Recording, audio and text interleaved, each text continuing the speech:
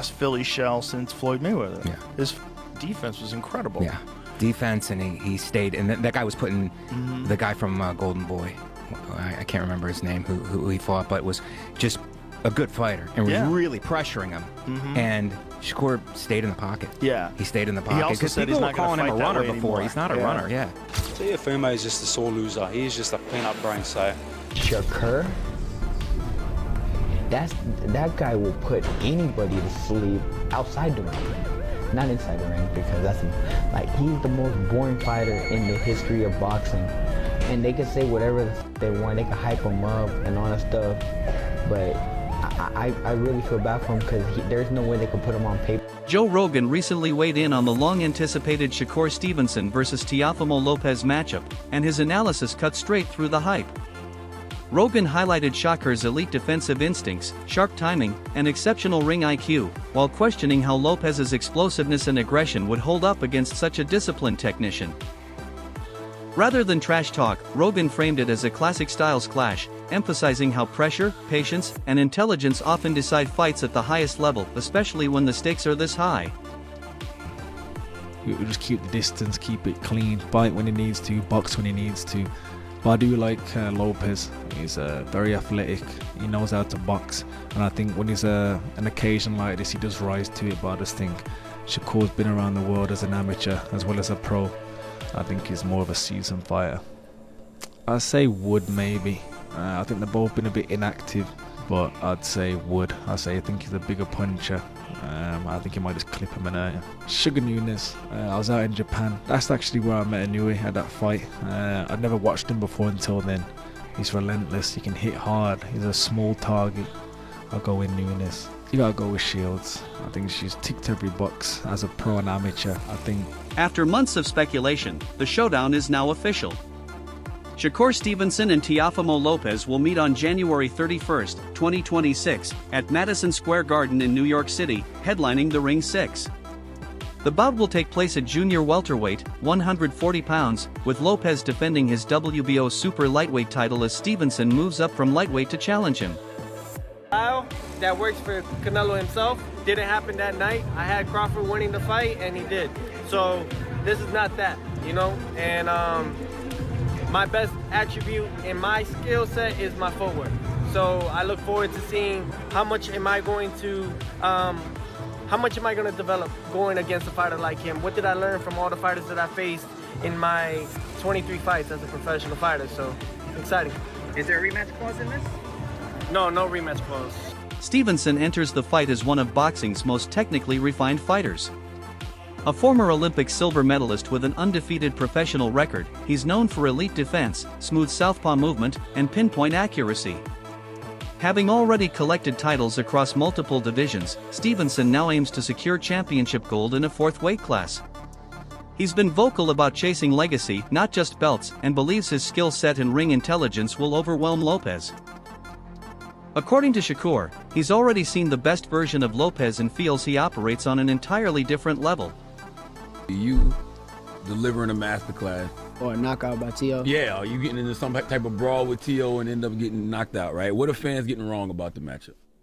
I think the fans is getting wrong about the matchup is where I'm not sleeping on that I know about T.O. T.O.'s a good boxer. He's boxer first. So we could say, oh, he's just going to knock you out. Or he's just going to... That's not him.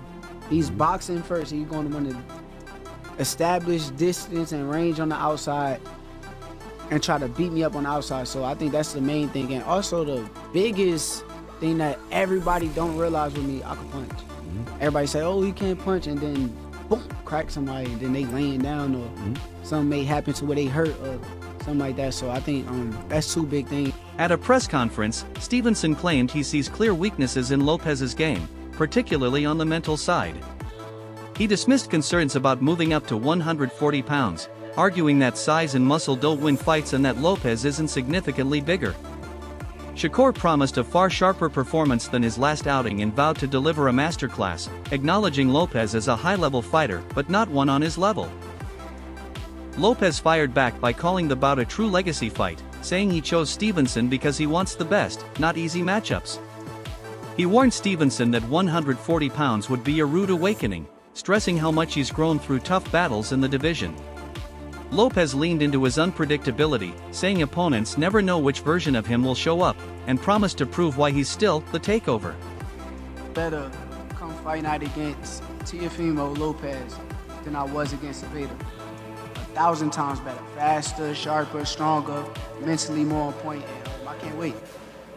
You said a couple of times now you see some holes in Teofimo's game. I know you don't want to give away your game plan at the kickoff press conference, but where are the weaknesses? Where are some of the weaknesses in his game?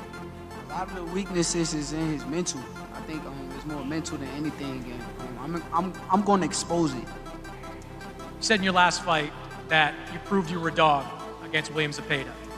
What do you want to prove in this one? That I'm the best. I want to show the world that I'm the best. After this fight, I want to be considered top 5 pound-for-pound fighter in the sport, and I can't wait to show it. You said this week that you were in for a rude awakening when you get to 140. What do you think he's in for when he goes up against you? I think he just don't realize how good I am. I think come fight night, he's going to realize that I'm going to take it to another level that he has never seen before. So if he's expecting the Lomachenko, the Josh Taylor fight to happen, it won't be that type of fight. Teofimo, we start with first, I've noticed you're doing a lot of reading and a lot of writing there as this pressure's been going on. What have you been kind of jotting down over the last few minutes? Yo, what's up, everybody? How y'all doing? Yo, for real, y'all not excited for this? Yo, hey, production, can y'all put the echo down a little bit? But listen, I'm excited. Yeah, I'm just, just doing some self-work. That's all it is. But nevertheless, man, shout out to the Knicks. NBA semifinals against the Orlando Magic. That's up, coming soon. Let's go Knicks. I'm excited for that. And yeah, man, y'all not excited, man? This is 2 of the guys that they say is the best of the best. About to lace it up here in beautiful Madison Square Garden, the mecca of boxing. January 31st. Chris Mannix, I'm happy, man. I'm grateful, thankful, blessed. And gonna have Shakur Jigama, You said you're gonna do what? Jigga my balls. What? Pause, bro. That's wild, bro. Why you always doing that, bro? To Niagara Falls. Teofimo, you could have gone a few different directions for your next fight. Done a unification at 140. You've talked in the past about moving up in weight. Why was this the right fight for you? Hold on, I'll tell you what. Fuck you too, nigga. Fuck wrong with you? I mean, come on now. Like, he's saying this, he's saying that in the third, but in reality, man, this guy is the best, and we're here to face the best. That's just what it is. Forget the rest. That's all it is, man. That's what it takes. We define the odds. We're against all odds. And to DraftKings and to all the betting odds out there, make sure you keep the odds in highly favored and Stevenson later responded to comments from Teofimo Lopez Sr., rejecting comparisons to fighters like Lomachenko or Josh Taylor. While giving Lopez's team credit for past successes, Shakur reiterated that he sees exploitable flaws in Teofimo's game. He brushed off claims about southpaw matchups, pointing out that he himself has never lost to an orthodox fighter. Stevenson questioned the level of Lopez's opposition and insisted this fight would be different, promising to expose those weaknesses and prove he operates at a higher level. I've seen a lot of weaknesses in his game too, and something that he said earlier, he said, Teo never lost to southpaw. Well, I never lost to orthodox. So, it ain't no different, but the difference is you never fought no elite fighter. Okay, I don't think y'all did either. Oh, so you gotta show it, baby. I don't think y'all did either. I ain't see. Not on my son. I ain't see Lomachenko throw no punches. You never been on a big stage like this. I didn't see Lomachenko throw punches. You never been on a big stage like this. I didn't see Lomachenko throw punches. Because we frozen. Okay, you gonna see. We gonna freeze you too. You better not throw the towel in. Come on, man. You out of your mind. Okay.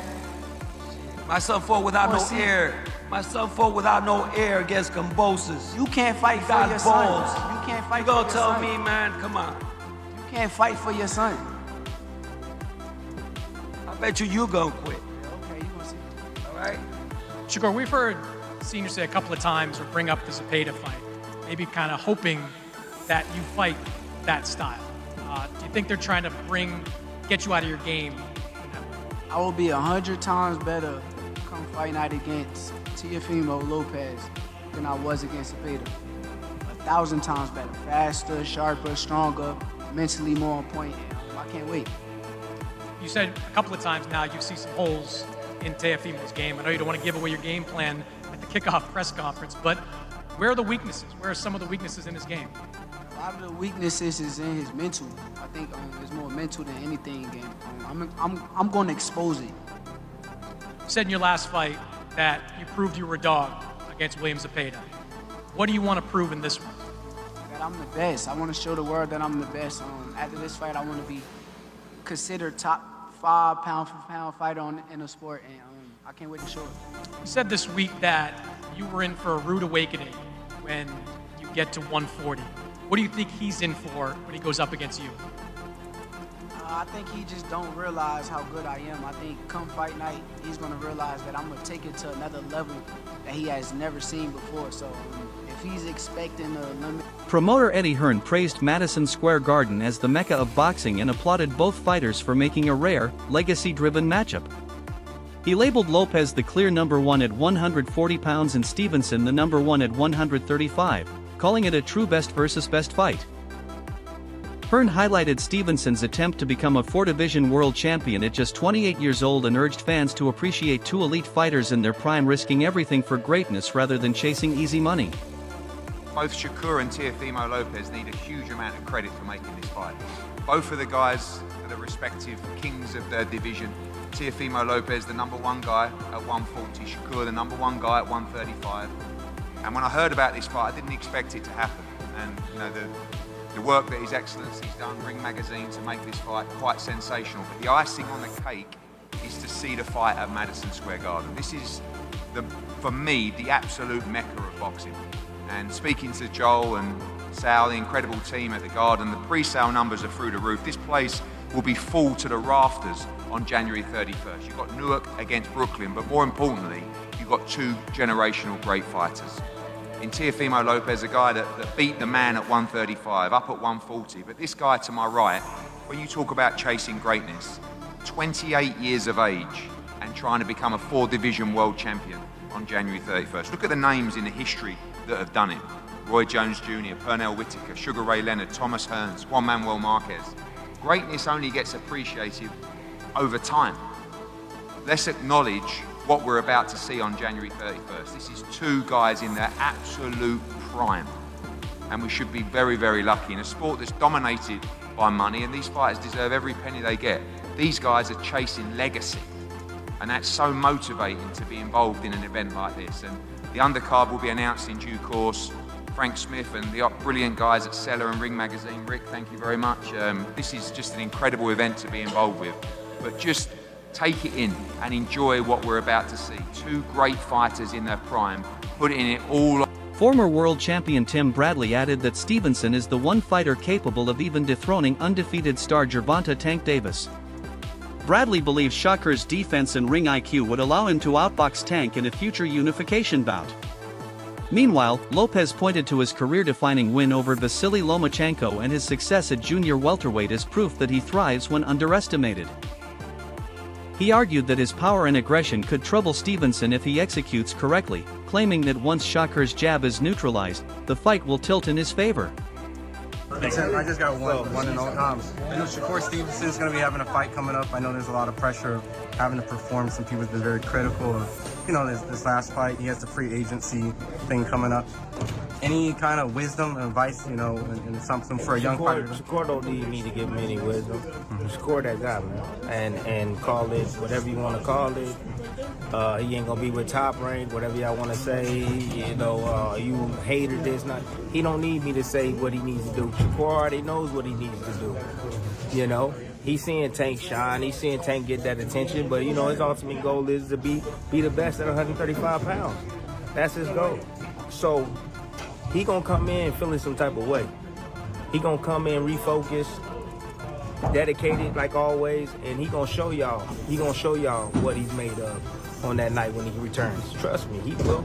You know, he has that in him, dog. He's different, cut from a different cloth, bro. He's the one to beat Tank, you think? Yeah. Yeah, and call me a hater. I don't give a damn. Yeah, y'all keep coming at me. Keep bringing that. Stevenson's move to 140 pounds marks a pivotal moment in his career. It's his first professional fight at the weight, and instead of easing in with a tune-up, he's immediately challenging a proven champion. Analysts see this as his toughest test yet, as he leaves his lightweight comfort zone to face a physically stronger opponent with championship experience. Stevenson has made it clear he's chasing greatness, embracing the high-risk, high-reward nature of this challenge. He did it because I wanted to push myself. I know that Teo is a tremendous fighter. I know he's on an extremely high level. And I feel like, well, I know that I can beat him, but I know that this should be a tough session, so I'm ready. Who were some of the other options you had? Lamont Roach. That would have been a real good fight, man. But I mean, Teo, he's a bigger name, though, so I see why you went with him. Yeah, bigger name, and also he got the more accolades. He's been undisputed before. He's done won belts at 35, won belts at 30, at 40. So he's more accomplished. So I know that would be a better name on my resume. Yeah, a lot of people saying that this is going to be a tough fight for you. I mean, they absolutely right to have their opinion. I already know this guy's good. I done came up in the amateurs with him. Veteran trainer Abel Sanchez suggested the fight's excitement will depend on Lopez's willingness to press forward. If both fighters sit back and counter, the bout could become tactical and slow. Sanchez even floated the possibility of a draw, with both men having strong moments but limited fireworks. This reflects a broader concern among analysts. Both are elite technicians, but neither is a natural aggressor. Tensions have also extended beyond the ring. Stevenson hinted that personal resentment plays a role, interpreting some of Lopez's past comments about ESPN promotion as frustration over recognition. A controversial remark by Lopez suggesting ESPN could keep certain fighters sparked backlash and debate, with fans and pundits questioning his intent and mindset, adding another layer of intrigue to an already intense rivalry. Explosiveness, I would have to go with Teo. When it comes to actual rapid speed, I would have to go with Teo. But when it comes to body punching, when it comes to good timing, when it comes to craft, I would have to give all of that to Shakur Stevenson. What do you think, Doug? They're both boxers. I look at Stevenson as a versatile technician. I look at Teofimo. He's a boxer puncher, but his specialty is his counter punching. Listen, if Stevenson wants to be on his stick and move game, very difficult style matchup for Teofimo, and maybe not that entertaining to the fans. Because Stevenson's longer. Exactly. Stevenson's defense probably the best in the game, and he's long. Great reflexes and timing, and so does Teo. That's why he's a great counter puncher. But Teo's, he's a very special athlete, and as a competitor, he is one of those guys who saves his A game for a fellow elite opponent. That's when he really rises his game and shows us the Teofimo Lopez that everybody thought he was when he was a prospect. People used to look at him and say, oh, this guy is going to be the star of boxing. It didn't really play out that way, but every now and then he reminds us how special he is. Teofimo is a two-division Ring Magazine champion. In both fights where he won the Ring Magazine championship, he was the underdog. 4-1 underdog against Lomachenko. People forget, Lomachenko was taking elite fighters in the lower divisions and they were quitting. Yes. He was beating them into some, they were like, I can't do this, right? And Teofimo beat him, right? He outboxed him. Yeah, he didn't do it by physically imposing himself on him. He outboxed him, he outfought him, he had speed, power, and then again against Josh Taylor at junior welterweight. That wraps up today's breakdown. Stay tuned for more updates. Until next time.